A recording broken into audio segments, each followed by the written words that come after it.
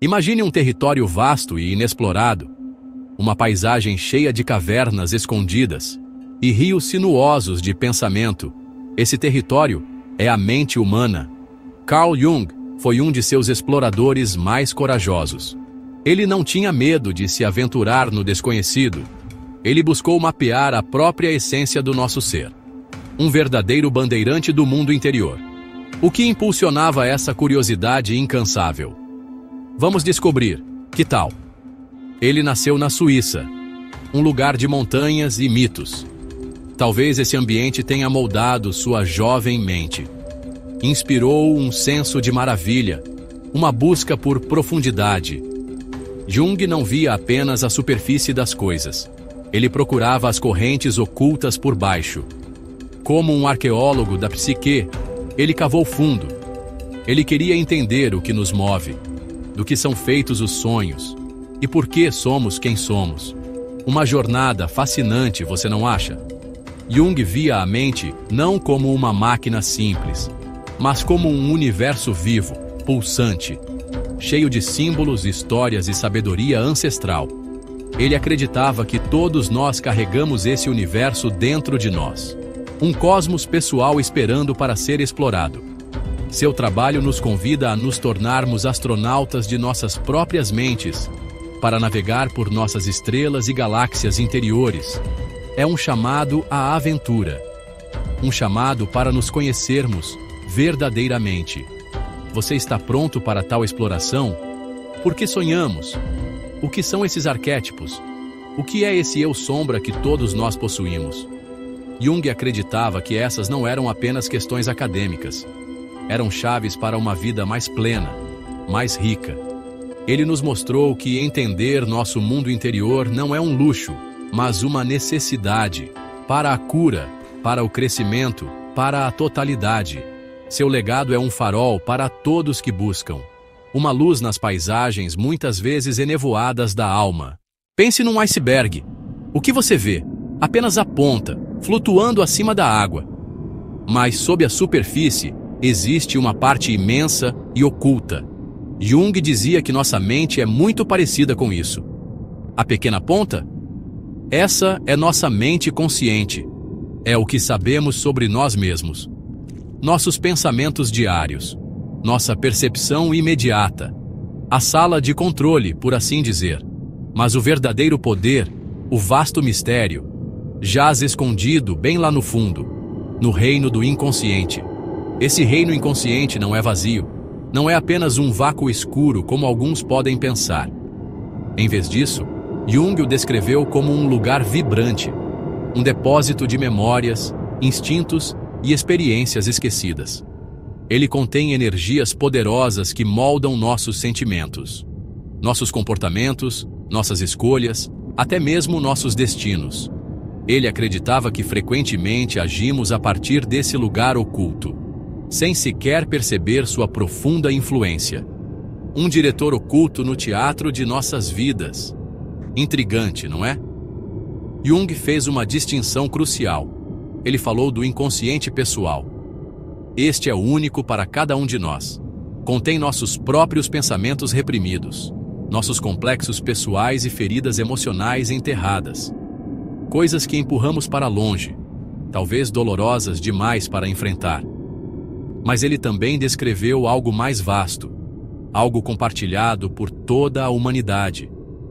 Ele o chamou de inconsciente coletivo, um reservatório de experiências humanas universais.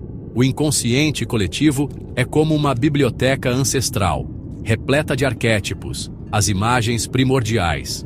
O herói, a mãe, o velho sábio, a sombra. São padrões de comportamento, temas universais. Eles aparecem em mitos, lendas e sonhos através das culturas. Jung acreditava que acessar essa sabedoria compartilhada poderia levar a uma profunda autocompreensão e nos ajudar a conectar com algo maior do que nós mesmos. Trata-se de perceber que não estamos tão sozinhos em nossos medos e aspirações mais profundos. A vida é cheia de contrastes, não é mesmo? Luz e sombra, dia e noite, alegria e tristeza, masculino e feminino. Jung via esse jogo de opostos como fundamental, não apenas no mundo ao nosso redor, mas profundamente em nossas próprias personalidades. Ele acreditava que a verdadeira totalidade não vem de escolher um lado e negar o outro, mas de abraçar e integrar essas dualidades.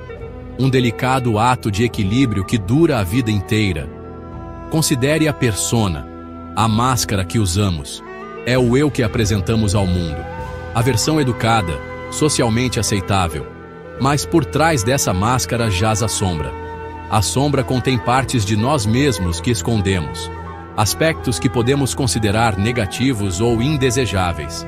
Nossos medos, nossas inseguranças, nossos desejos reprimidos. Jung ensinou que ignorar a sombra é perigoso. Pode levar a projeções e conflitos internos. Reconhecê-la, no entanto, é um caminho para a força. Depois, há a dança fascinante da ânima e do ânimos. Jung propôs que os homens têm um aspecto feminino interior, a ânima, e as mulheres possuem um aspecto masculino interior, o ânimos. Não se trata de papéis de gênero de forma simplista. Eles representam qualidades e energias. A ânima pode incorporar intuição, relacionamento, emoção. O ânimos pode representar lógica, assertividade, opinião. Integrar essas contrapartes internas, ele acreditava, leva a um maior equilíbrio psicológico e criatividade. Uma rica parceria interna. Essa integração dos opostos é um tema central. Trata-se de se tornar mais completo, mais autêntico. Não perfeito, mas inteiro. Requer coragem para encarar nossas partes ocultas. Exige honestidade para nos vermos como realmente somos. Jung comparou esse processo à alquimia, a antiga arte de transformar metais básicos em ouro. Aqui, o metal básico é o nosso eu não refinado, e o ouro é o indivíduo integrado, autoconsciente. Uma jornada verdadeiramente transformadora, você não concorda? O que realmente traz felicidade duradoura? É dinheiro, posses, status? Muitos correm atrás dessas coisas, na esperança de encontrar satisfação. Mas Carl Jung ofereceu uma perspectiva diferente. Ele observou que a riqueza material por si só muitas vezes deixa um vazio profundo, uma sensação de oco por dentro. Ele acreditava que a felicidade verdadeira e duradoura brota de uma fonte muito mais profunda. Vem do autoconhecimento, da compreensão do nosso propósito e de uma conexão com algo além do puramente material. Jung via os seres humanos como inerentemente espirituais, não necessariamente num sentido religioso convencional, embora ele respeitasse todos os caminhos para o sagrado. Para ele, espiritualidade era sobre a busca por significado, a necessidade humana inata de se conectar com algo maior, algo que dá à vida significância e valor. Isso poderia ser encontrado na natureza, na arte, nos relacionamentos, ou na exploração das próprias profundezas interiores. A alma, ele sentia, tem sua própria fome, uma fome de propósito e conexão. Ele notou que muitos de seus pacientes, especialmente aqueles na segunda metade da vida, sofriam não por falta de sucesso mundano, mas por uma sensação de falta de sentido, um mal-estar espiritual.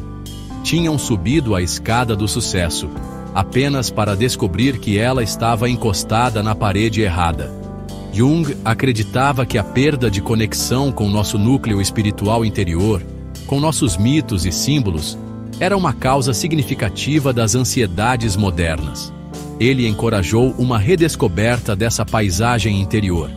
Essa busca por significado é intensamente pessoal. Não se trata de adotar um conjunto de crenças prontas. Trata-se de descobrir o que ressoa com sua própria alma, o que faz sua vida parecer autêntica e com propósito. O trabalho de Jung encoraja essa jornada individual para encontrar seu próprio mito, sua própria história sagrada. Ele acreditava que quando nos conectamos com esse sentido mais profundo, encontramos uma resiliência, uma alegria, uma paz que as circunstâncias externas não conseguem abalar facilmente.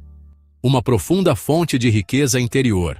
Todo grande pensador começa em algum lugar. O jovem Carl Jung não era exceção. Seus primeiros anos de vida foram marcados por um intelecto aguçado e, sabe como é, uma profunda curiosidade sobre a experiência humana. Ele foi atraído pela medicina, mas também pela filosofia e religião. Ele queria entender a pessoa por inteiro, não apenas o corpo, mas também a mente e o espírito. Essa visão holística definiria toda a sua carreira. Uma escolha como essa o colocou num caminho único, um caminho que desafiaria o pensamento convencional. Sua decisão de se especializar em psiquiatria foi crucial. Na época, não era exatamente uma área glamourosa. Muitos haviam como lidar com os loucos incuráveis. Mas Jung viu uma oportunidade de explorar os mistérios mais profundos da mente. Ele começou sua carreira no Hospital Psiquiátrico Burghölzli, em Zurique. Lá, ele trabalhou com pacientes que sofriam de psicose. Ele ouvia atentamente suas histórias, seus delírios. Ele via não apenas doença, mas uma psique em luta, tentando comunicar suas verdades ocultas. Uma influência inicial significativa foi Sigmund Freud, o pai da psicanálise. Jung foi inicialmente um seguidor e colaborador dedicado. Ele via grande valor nas ideias de Freud, especialmente no conceito de mente inconsciente. Os dois homens compartilharam uma correspondência apaixonada. Eles eram pioneiros, de verdade, desbravando novos territórios juntos. Por um tempo, Jung era visto como o herdeiro natural de Freud, destinado a carregar a tocha da psicanálise adiante. Mas jornadas intelectuais frequentemente têm reviravoltas inesperadas. Diferenças começaram a surgir entre esses dois gigantes. Jung começou a questionar alguns dos princípios centrais de Freud, particularmente a ênfase na sexualidade como o motor principal.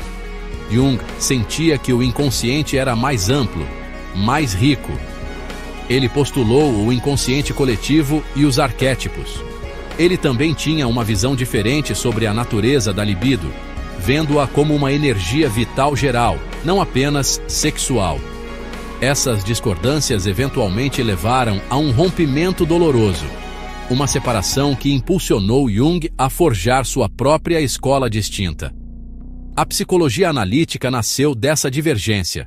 Desafiar o status quo nunca é fácil. Carl Jung sabia disso em primeira mão. À medida que desenvolvia suas próprias teorias singulares, ele enfrentou considerável resistência e críticas. O mundo acadêmico, naquela época como agora, pode ser desconfiado de ideias que se desviam demais do convencional, especialmente ideias que mergulham na espiritualidade ou nos aspectos mais místicos da psique humana. O trabalho de Jung era frequentemente mal compreendido, às vezes descartado por alguns como não científico ou obscuro. Seu rompimento com Freud foi um grande divisor de águas e o isolou do movimento psicanalítico dominante. Muitos colegas que antes o apoiavam se afastaram. Ele se viu arando um campo solitário. As acusações choviam. Suas ideias foram chamadas de complexas demais, muito dependentes de mitologia e simbolismo antigo. Alguns críticos achavam sua aceitação do espiritual incompatível com uma abordagem científica da psicologia. Foi preciso imensa coragem e convicção para defender suas percepções em meio a tanta oposição. Ele realmente acreditava no que estava descobrindo. O próprio Jung não estava imune à autocrítica. Ele vivenciou períodos de intensa turbulência interna, especialmente após a separação de Freud. Ele chamou isso de seu confronto com o inconsciente. Foi uma exploração profunda e pessoal de sua própria psique. Sinceramente, foi uma jornada difícil, às vezes assustadora, mas também foi incrivelmente frutífera. Forneceu grande parte da matéria-prima para suas teorias posteriores sobre individuação e arquétipos. Ele praticava o que pregava, encarar as profundezas interiores. Apesar das críticas e dos obstáculos acadêmicos, Jung persistiu. Ele continuou sua pesquisa, sua escrita, sua prática clínica. Ele atraiu um grupo dedicado de seguidores. pessoas que se identificavam com sua visão profunda. Seu foco no significado, na totalidade, na jornada da alma, oferecia uma alternativa às visões puramente materialistas. Ele entendia que a verdadeira inovação muitas vezes encontra resistência, mas ele confiava em sua própria experiência e nas profundas percepções colhidas de seus pacientes. Sua perseverança finalmente esculpiu um legado duradouro. Você já acordou de um sonho vívido? Um sonho que pareceu estranhamente significativo, talvez até um pouco perturbador, cheio de imagens bizarras ou emoções intensas. Carl Jung acreditava que essas visões noturnas não eram ruído aleatório. Ele via os sonhos como mensagens vitais do nosso inconsciente, uma linha direta com as partes ocultas de nós mesmos. Ele considerava a análise dos sonhos uma pedra angular de sua terapia, uma chave para desvendar percepções pessoais e promover o crescimento. Para Jung, os sonhos eram a forma natural da psique buscar equilíbrio e totalidade. Ele diferia de Freud em sua interpretação dos sonhos. Freud frequentemente via os sonhos como realização de desejos, expressões disfarçadas de desejos sexuais reprimidos. Jung, embora reconhecesse essa possibilidade, tinha uma visão mais ampla. Ele acreditava que os sonhos tinham uma função compensatória. Eles podiam destacar aspectos de nós mesmos que negligenciamos, ou apontar para potenciais ainda não realizados. Os sonhos, para Jung, não eram apenas sobre o passado. Eles também podiam oferecer orientação para o futuro, como um sábio conselheiro interior falando por meio de símbolos. Jung prestava muita atenção às imagens específicas nos sonhos. Ele não confiava num dicionário fixo de símbolos oníricos. Em vez disso, ele enfatizava a compreensão dos símbolos no contexto da vida e das associações do próprio sonhador. O que aquela cobra, aquela casa, aquela jornada significavam para você? Ele também procurava temas arquetípicos, padrões universais emergindo do inconsciente coletivo. Estes poderiam revelar significados mais profundos, transpessoais, ajudando o sonhador a se conectar com a antiga sabedoria humana. É uma linguagem verdadeiramente pessoal e, ainda assim, universal. Seus próprios sonhos desempenharam um papel crucial. Eles não eram apenas objetos de estudo para Jung, eram experiências pessoais profundas, guiando sua pesquisa e moldando suas teorias. Ele registrou e analisou meticulosamente seus próprios sonhos, especialmente durante seu período de intensa autoexploração. Essas jornadas interiores forneceram percepções valiosíssimas sobre a natureza dos arquétipos, da sombra e da individuação. Ele aprendeu com os sussurros de sua própria alma, demonstrando o poder que incitava os outros a descobrir. Costuma-se dizer que grandes teorias não nascem apenas de livros e laboratórios. Elas emergem do crisol da experiência pessoal. Isso foi profundamente verdadeiro para Carl Jung. Sua própria vida, suas lutas internas, suas curiosidades. Este foi o terreno fértil de onde suas ideias brotaram. Ele não apenas teorizou sobre o inconsciente. Ele mesmo viajou às suas profundezas. Esse envolvimento direto, muitas vezes desafiador, deu ao seu trabalho uma autenticidade e um poder. Sua infância foi solitária de muitas maneiras, preenchida com imaginações vívidas e um senso de um mundo interior. Ele vivenciou desde cedo a realidade de duas personalidades, seu eu cotidiano e um eu mais profundo, mais antigo. E isso prenunciou seus conceitos posteriores do ego e do self maior. O centro da psique, seu fascínio precoce por sonhos, por visões, pelo espiritual e pelo místico, continuou a alimentar suas buscas intelectuais. Ele estava sempre ouvindo aquela voz interior. O período após seu rompimento com Freud foi crítico. Jung o descreveu como um tempo de desorientação, uma descida ao seu próprio inconsciente. Ele se engajou na imaginação ativa, uma técnica que ele desenvolveu, permitindo que imagens de seu inconsciente surgissem e interagindo com elas como se fossem reais. Este não foi um processo fácil. Foi muitas vezes assustador, mas através dele, ele encontrou figuras arquetípicas. Ele confrontou sua sombra. Ele mapeou sua paisagem interior. Essa jornada noturna pessoal pelo mar foi transformadora. Essas intensas experiências pessoais não foram mantidas separadas. Elas se tornaram o alicerce de sua estrutura psicológica. Sua compreensão dos arquétipos, do processo de individuação, da importância do mito e do símbolo, foi forjada no fogo de seu próprio trabalho interior. Ele aprendeu que a jornada para a totalidade envolve confrontar a própria escuridão, integrar partes díspares do eu e encontrar significado em seu caminho de vida único. Suas teorias eram, em essência, um mapa da busca de sua própria alma. Um mapa que ele ofereceu aos outros. Então, qual é a mensagem duradoura de Carl Jung? Por que suas ideias continuam a ressoar tão profundamente? Talvez seja porque ele falou a uma necessidade humana fundamental. A necessidade de nos entendermos, o anseio por significado, por conexão, por totalidade. Num mundo frequentemente focado no externo, Jung voltou nosso olhar para dentro. Ele nos lembrou do universo vasto e rico que existe dentro de cada um de nós. Um universo esperando para ser explorado.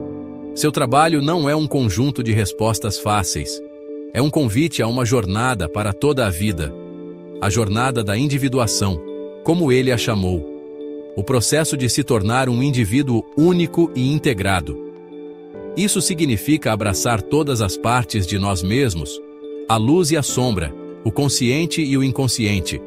Significa ouvir nossos sonhos, prestar atenção aos símbolos que nos falam e ousar viver uma vida autêntica, uma vida alinhada com o nosso self mais profundo. O legado de Jung nos inspira a olhar além do superficial, a questionar, a explorar, a crescer.